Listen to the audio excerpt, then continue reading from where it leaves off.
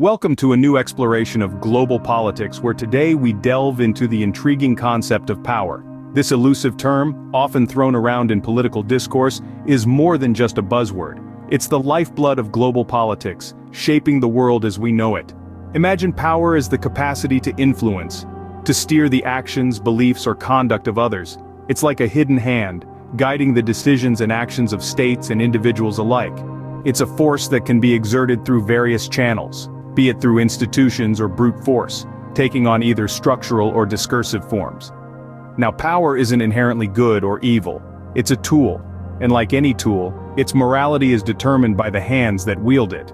The use of power can be influenced by factors such as integrity, honesty, and the control of rewards. It's a complex dance of influence and control, a balance of give and take.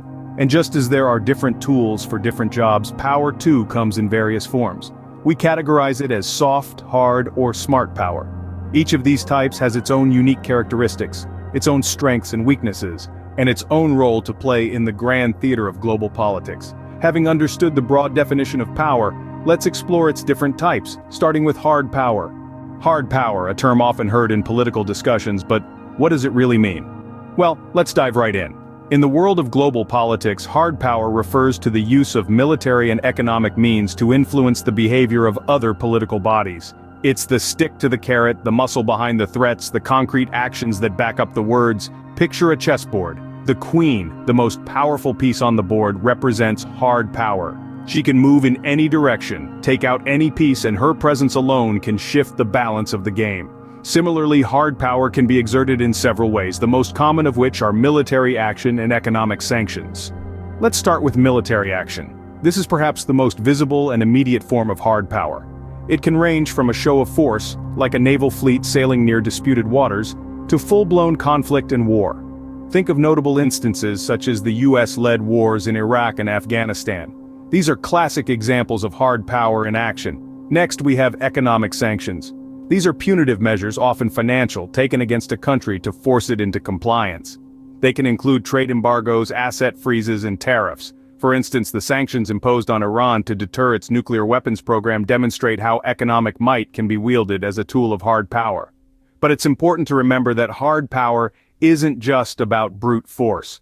It also involves the use of inducements and threats to make others fall in line with one's will. It's about leverage, about applying pressure in the right places to achieve desired outcomes. So, to sum it up, hard power is the tangible, forceful side of global politics. It's the chess queen moving decisively across the board, reshaping the game with every move. It's the use of military might, economic pressure, and strategic threats to influence others. With a firm understanding of hard power under our belts, we now turn to its more subtle counterpart, soft power. In a world where might often makes right, soft power offers a different approach. This type of power isn't about coercion or brute force.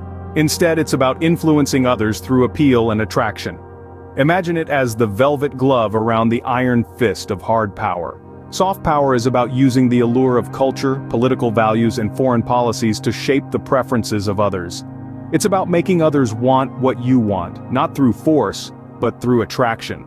That's the beauty of soft power. It's subtle, yet can be very persuasive. For example, a country's popular culture, its music, movies, or even its cuisine can enhance its global influence. People across the world might develop a favorable view of a country because they enjoy its pop culture. This favorable view can translate into political goodwill and cooperation.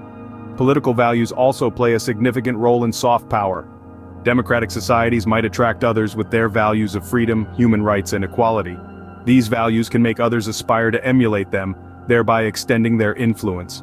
Foreign policies that are seen as legitimate and moral can also enhance a country's soft power. Policies that promote peace, cooperation, and global development can make a country more attractive in the eyes of others. It's important to note that soft power isn't exclusive to countries. Non-state actors like multinational corporations, international organizations, and even influential individuals can wield soft power.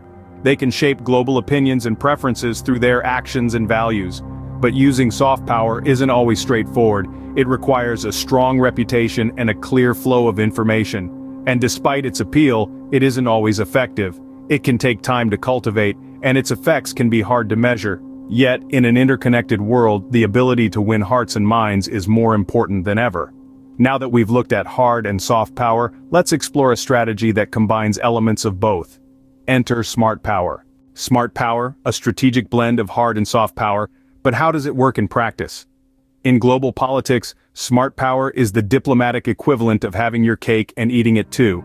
It's a term that describes the combination of hard power and soft power strategies. Picture it as the golden mean, the perfect balance, or the middle ground, if you will, between the forceful influence of hard power and the subtle persuasion of soft power. Smart power emphasizes the importance of a strong military, which is a key aspect of hard power, but it doesn't stop there. It also appreciates the value of alliances, partnerships, and institutions, which are elements of soft power. The end goal? To expand influence and establish legitimacy. The concept of smart power was introduced as a way to bridge the gap between the aggressive foreign policy of hard power and the slower, more patient approach of soft power. It's about using the right tool for the job, whether that tool is a sledgehammer or a feather. Take a moment to consider a sculptor working on a block of marble. The sculptor uses a hammer and chisel to make large, rough cuts, but also employs finer tools to create detailed features. The sculptor understands that a masterpiece requires both force and finesse, much like the use of smart power in global politics. Smart power is like a well-conducted orchestra, where each instrument plays its part to create a harmonious symphony. It's about using hard power where it's most effective, and soft power where it's most appropriate. It's about combining resources into successful strategies and addressing multilateralism to enhance foreign policy. However, implementing smart power is not without its challenges, such as asymmetric threats, organizational failures, and the need for strategic communications. It requires a delicate balance, a keen understanding of the situation at hand, and the ability to adapt to changing circumstances. With the understanding of hard, soft, and smart power, we can now see power's multifaceted nature in global politics. We've journeyed through the concept of power in global politics, understanding its many faces. Power, in essence, is the ability to influence the capacities, actions, beliefs, or conduct of others. It can be used for both good and evil, and can be exercised through force or persuasion. It's the motor that drives the machinery of global politics. We've explored the hard power, the use of military might and economic strength to make others conform to one's will. This is the power of coercion and force, exemplified by military action, economic sanctions, and diplomatic pressure. It's the kind of power that is often seen in the headlines, but it's only one aspect of the multifaceted nature of power in global politics. We then delved into soft power, which is the ability to influence others not through coercion, but through attraction and appeal. It's about winning hearts and minds through culture, political values, and foreign policies. While it may be less tangible and more difficult to wield than hard power, it's no less impactful. It plays a significant role in shaping the world order and influencing global events. And finally, we've discussed smart power, a balanced approach that combines the strengths of both hard and soft power. It's about using the right tools at the right time, based on a comprehensive understanding of the situation. Smart power emphasizes the importance of alliances, partnerships, and institutions to expand influence and establish legitimacy. These three forms of power, hard, soft, and smart, are not mutually exclusive. They interact and intertwine in complex ways, shaping the global political landscape. Understanding their nuances and interactions is critical in grasping the dynamics of global politics. As we wrap up, remember that understanding power's complexity is crucial to navigating the global political landscape. Until next time, keep exploring.